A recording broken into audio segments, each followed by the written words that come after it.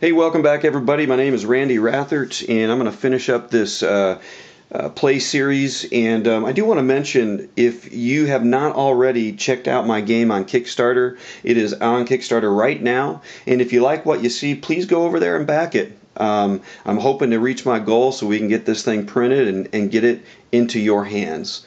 All right. Anyway, last time I was with you, we ended on the build phase, and that was phase number 7, and we're going to move into the harvest phase. But first of all, I want to talk a little bit about, here you can see there's a monk's quarters and a sheep farm. That was the starting cards of this game and playthrough. However, in the final game, there's going to be 4 starting cards, which will be the library, the Mortars Guild, the cloister, and the garden. And this is because some of the cards that you would start off with give you quite a bit of advantage. Now you could, however, do a little handicap and give a player that's new, something like the monk's quarters to give them an extra die. So you could certainly do that. All right.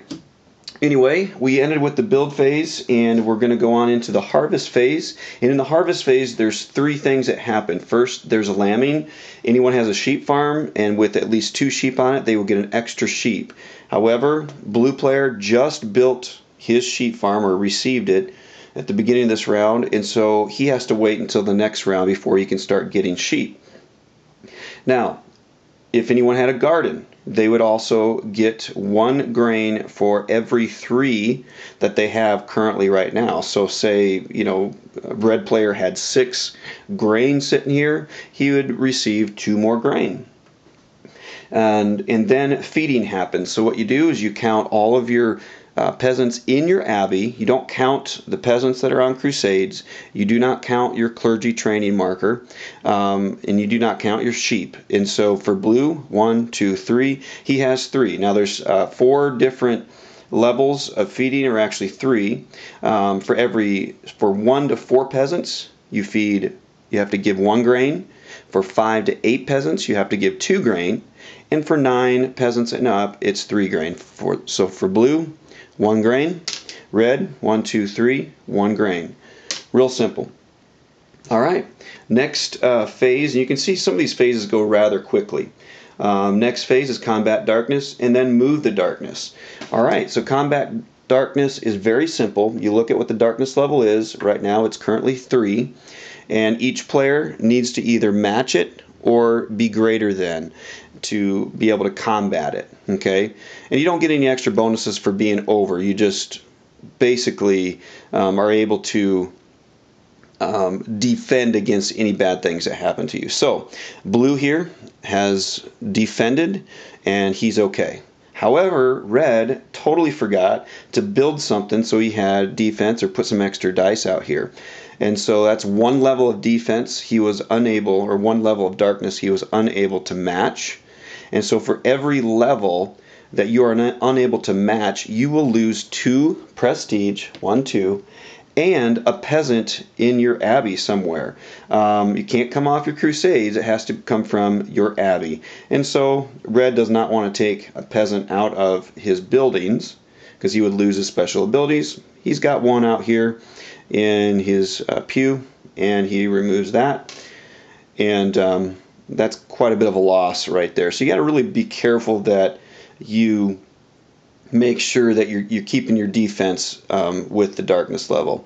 All right, finally, you just move the darkness level up 1, and then you go on to the next phase. The next phase is collect income. This is another quick phase, and in this phase, you just count how many peasants you have. 1, 2, 3 for blue. You get a coin for each peasant. So blue gets 3. And red has 1, 2. Because he lost 1, he lost income.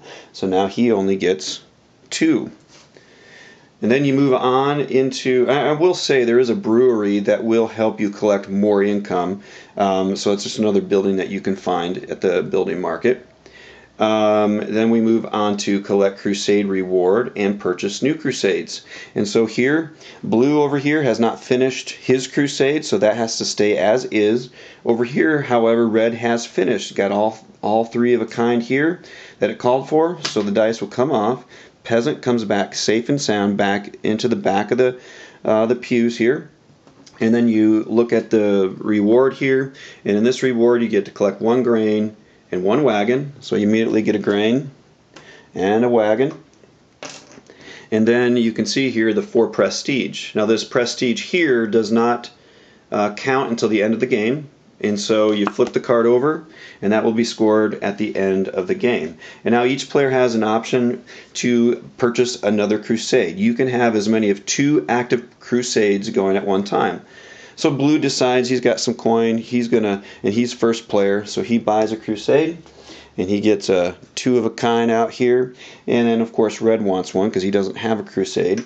I will say it's good to always have at least 1 crusade active at all times. Alright, and then finally we go to the reset phase. And during the reset phase, all dice come back off of your wherever you placed them in your abbey. And those will come back, and you can see as you bring them back off your defense, now red's 2 behind.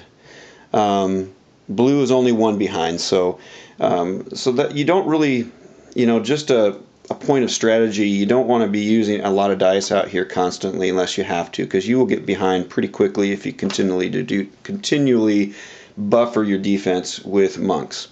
Alright, and over here this crusade is not done, and so unfortunately blue has to keep his dice out there. He's going to have a lot less dice to roll this round. All the dice come back off the board here, ready to roll, and red has 10 dice to roll and blue only has 6. Alright, and then you take the event card that was out and get ready to get the next one going. You'll clear your building market, and then new cards fill in all of the spaces here. Alright, that's really everything, and then after that you'll go back to number 1, roll dice, and you'll continue all of these rounds until you reach a total of 7 rounds. And at the end of the 7th round, you will go to the end game scoring on the card, go through all of that, and whoever has the most prestige will be the winner. Alright, well thanks for watching. If you need more extensive gameplay videos, I would suggest going over and watching Rado Runs Through. He has some great videos of gameplay, and he goes through, I believe, a couple rounds, and it's very helpful to see how everything works in this game.